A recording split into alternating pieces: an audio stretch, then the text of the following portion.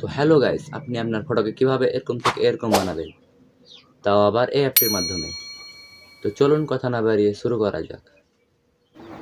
তো সবার প্রথমে আমরা স্ক্রিনে চলে আসবো। তো স্ক্রিনে আসার পর আমরা হাইপিক্স অ্যাপটি ওপেন করে নেব। তো অ্যাপটি ওপেন করার পর আমরা এখানে ক্লিক করব। তো এখানে ক্লিক করার পর আমাদের গ্যালারিটা শো করবে। গ্যালারিতে যে ফটোটা এডিট করব সেই ফটোটা ক্লিক করে দেব।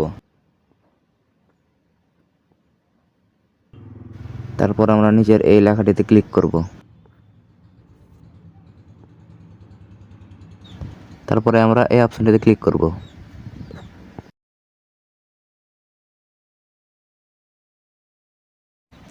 দেন ফটোটিকে আমরা যে যতটুকু না ততটুকু নিয়ে নেব।